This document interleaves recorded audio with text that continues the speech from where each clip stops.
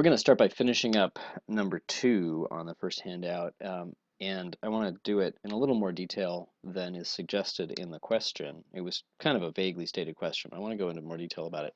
We're definitely going to take this much, much further than I'm going to do it right now, though. So let's look at our standard equation here, spring system with forcing function. And now, for the first time, I'm going to have a forcing function that's pretty arbitrary, and it's not just a step function or rectangular pulse. Just for simplicity, for starters, I'll say, excuse me, that it is 0 outside of the interval from 0 to m.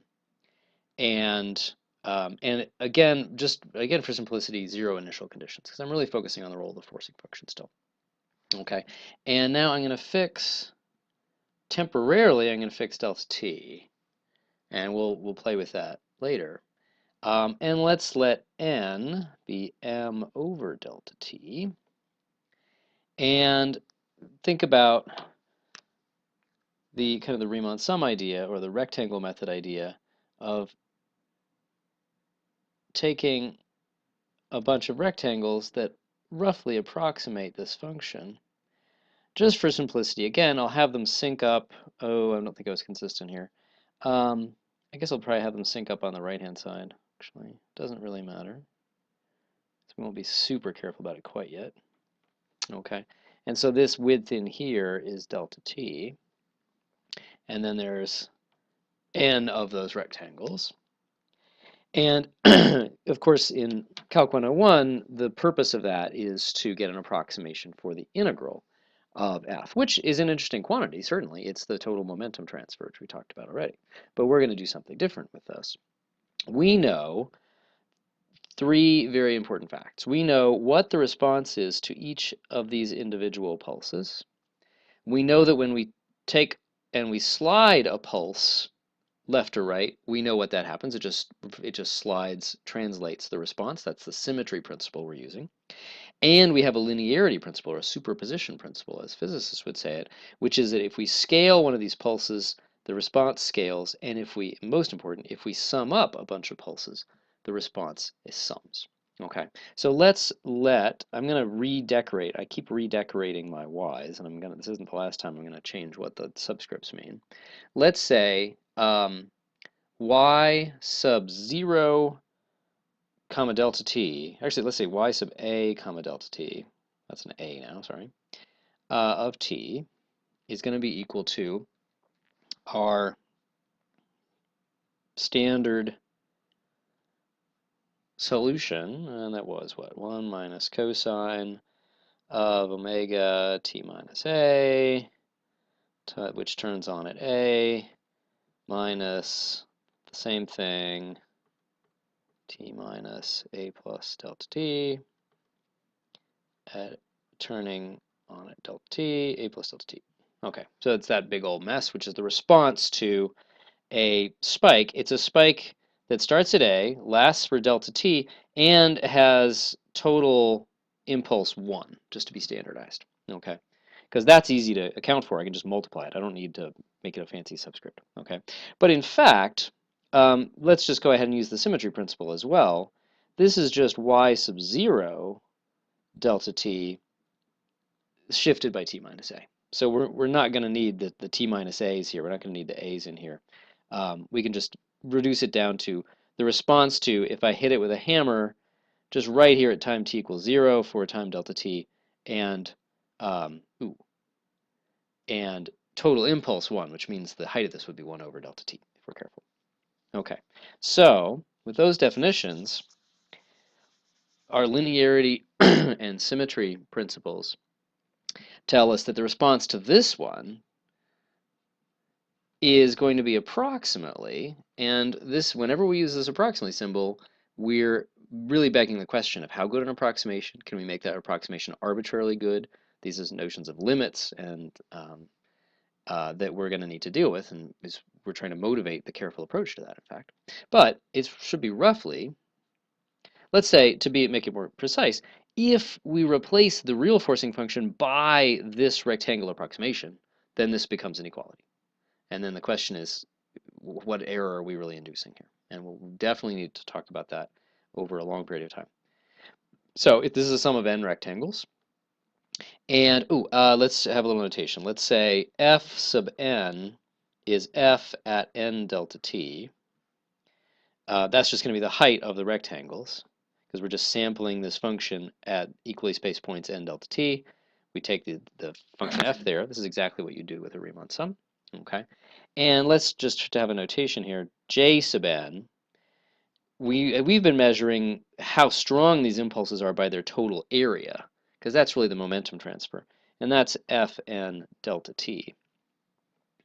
Okay, and that's really what's been going in as a coefficient in the previous part, right at the end of last time, into the solution when we use the linearity principle.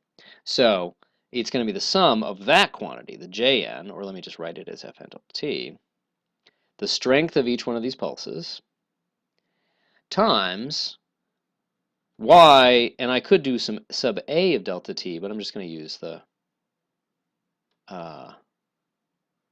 translation fact. So that's taking the response to a unit impulse at 0, lasting delta t.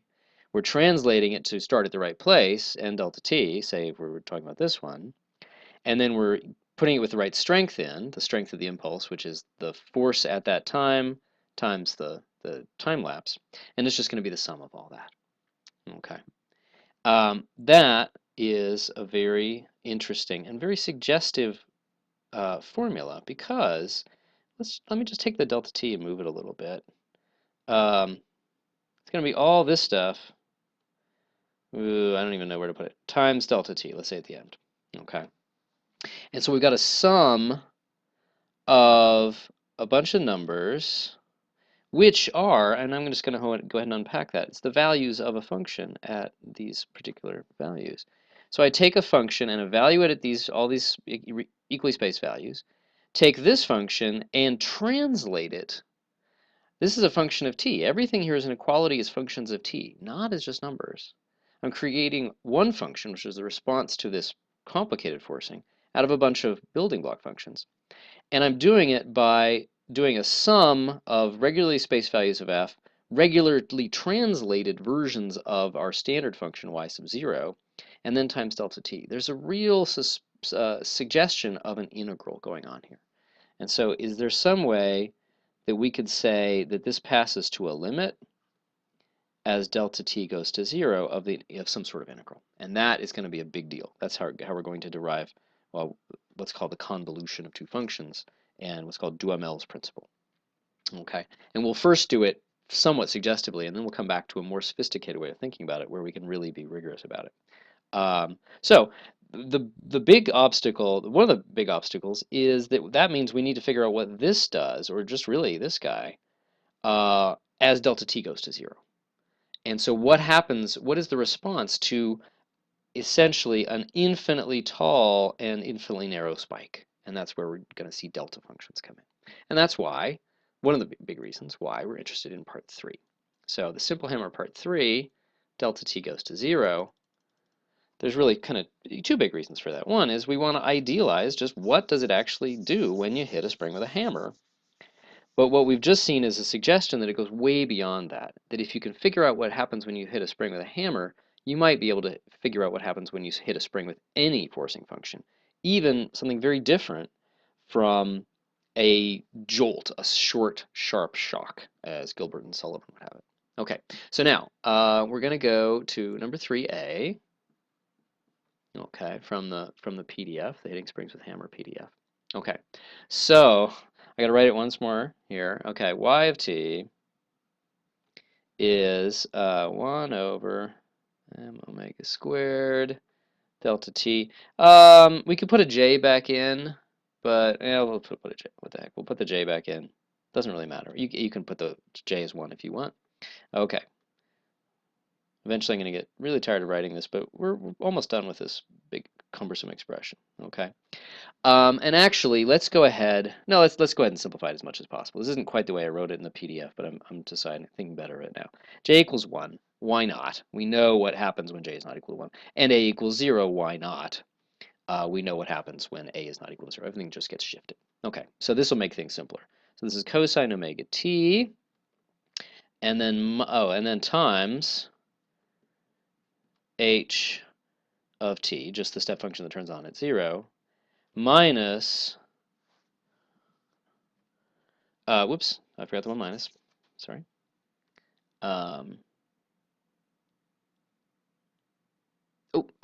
Okay. This is why I just got confused. It's because I really want to look at the parts here. Okay, sorry.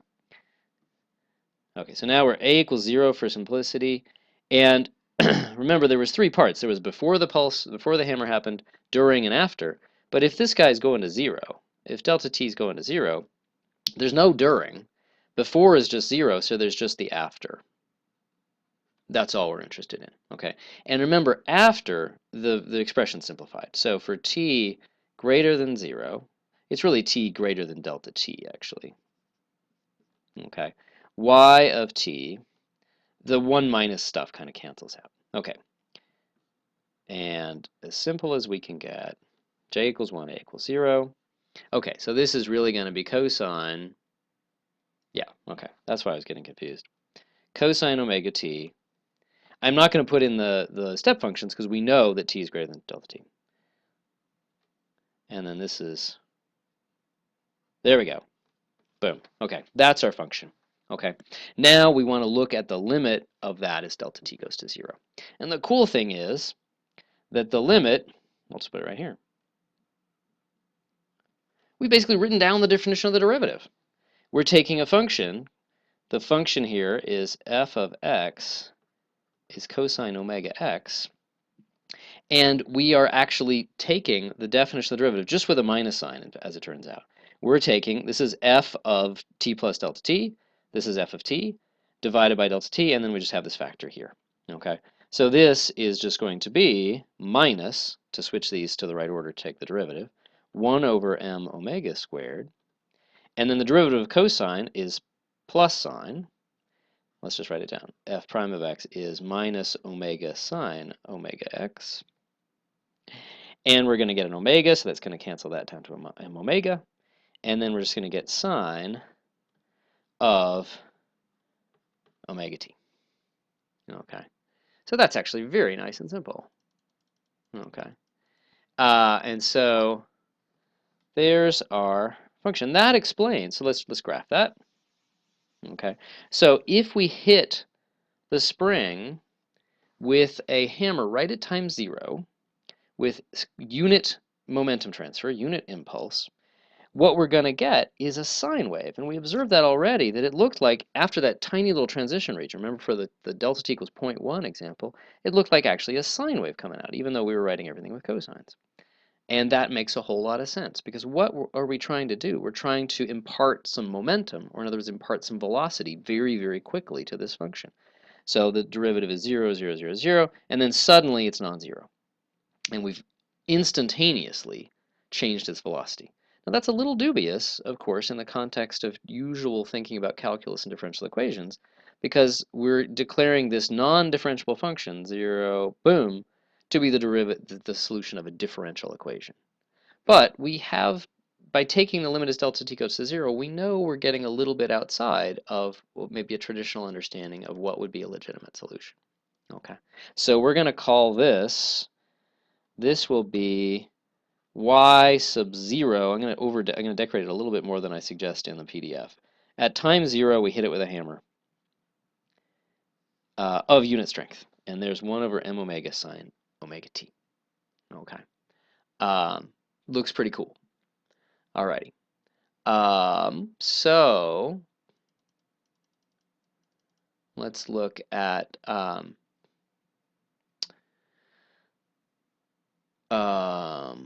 yeah, so let's look at part B. Sorry, I'm a little confused today.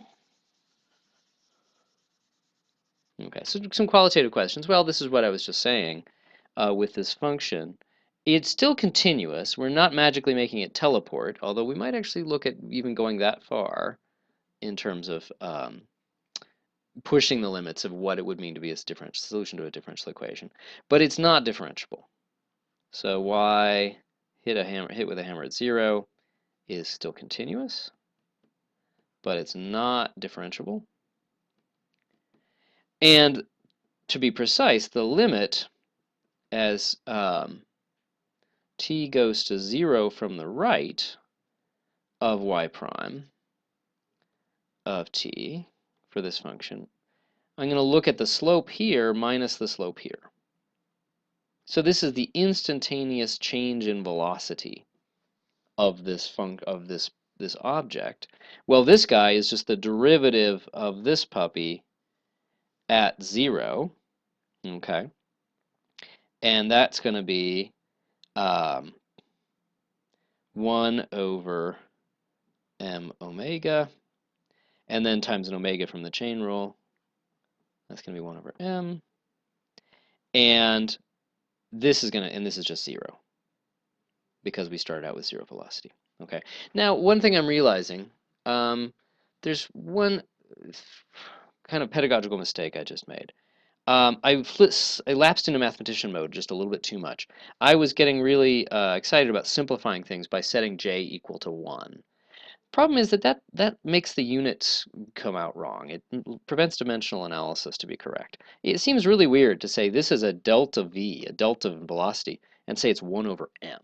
That's bizarre. That's 1 over kilograms. This is meters per second. That doesn't make any sense. So what I'm going to do, and I hope I don't think I need to redo the whole video. I'm going to reinstate that j. The j just comes in as a factor, as I pointed out. It just comes in a very simple way. I'm going to reinstate the j. And then it makes more sense. J over m, that's the momentum transfer divided by the mass. That should be, so this object acquires momentum j in this process. And if you divide the momentum by the mass, you get the velocity. So it does indeed instantaneously acquire a velocity that's exactly the right value. And then the spring takes over and, of course, starts changing that velocity. But right here, the spring doesn't have any chance to do anything. Hitting with the hammer is the only really significant thing that happens right at the start. And the spring is not this infinitely concentrated force. It can't do anything until a longer time has elapsed. Okay, so that's j over m. Okay, and so that's really the answer to part C, is that delta v equals j over m is totally appropriate, or j equals m delta v. Impulse is mass times the change in velocity. That should be familiar from physics. Okay, so as I point out, this is where we start being worried. We should start being a little bit worried about going past the usual bounds of where calculus is legal. We're talking about solutions of differential equations that aren't differentiable. We're talking about what did the forcing function become in this limit instead of like this or like this or like this, a bunch of honest-to-God rectangular pulse functions, all with area 1, or let's say with area j. It's in the limit, it's gone to some sort of infinitely tall and narrow spike. That is not a meaningful function. It doesn't work to just say it's 0 everywhere but infinity here. That's not how you do it. Okay, and we'll see how you do it for real.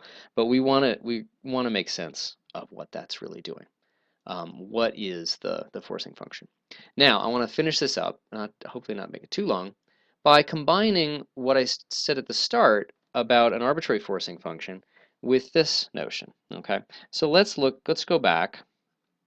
So here we have our function. Now it's an arbitrary forcing function up to m, let's say. We'll throw that away in a minute. And we determined that y of t, if we replace that with a rectangle approximation in the red, I'll put an equal sign in red to indicate that that's what it's really calculating for, not the exact original function. That's the sum of the responses times, okay, and we take the standard response to a hitting with a hammer at 0 with width delta t, we translate that, and then we multiply that by delta t, because it's force times time is the impulse that went into this. Okay. Now I want to suggest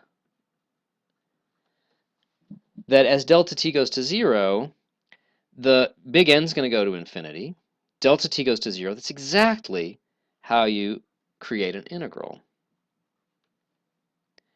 And this is going to be f. Now, this is going to be some t value that runs, some time value that runs the whole length of this interval to sample all the different parts of the force that's acting. I can't use t because t has a very different role. This is not just a number that we're calculating, it's a function of t. The answer is supposed to be whatever kind of funky response function we get, y as a function of t. So this is an honest variable, not a dummy variable, not a variable of integration. So I need another one, and a popular one would be ta, the Greek letter. And then it's going to be y sub 0 hammer of, oops, not too much room, t minus ta, and then the delta t turns into a d ta. Now this is not a proof that this is really a correct expression, but it does turn out to be exactly a correct expression. And this is what's called Duhamel's principle. That if you take this kind of integral, this is called a convolution, and I'm going to do a sort of a more straight lecture based on this for the next video. The convolution of your input function with your response to an infinitely concentrated hammer at time 0, that gives you the response to an arbitrary function. So let me squeeze that in, Duhamel's principle. And what I want to do in the next few videos is give you a somewhat advanced way of thinking about all this, and that leads to distributions, and gives you a very pretty way to express and to prove this principle more carefully. A couple of things that we can do is that if this force actually did end at m and then was nothing after that, there's no harm in taking this off to infinity. And in fact, that's going to be a much more standard way of writing a convolution. And in fact, we could also extend it off to minus infinity if this force just started at time 0. So you'll see convolutions in slightly different styles, but the most beautiful and simple version of a convolution is an integral over the entire real line of this form. One function of ta, another function of t minus ta, d ta. Good place to stop.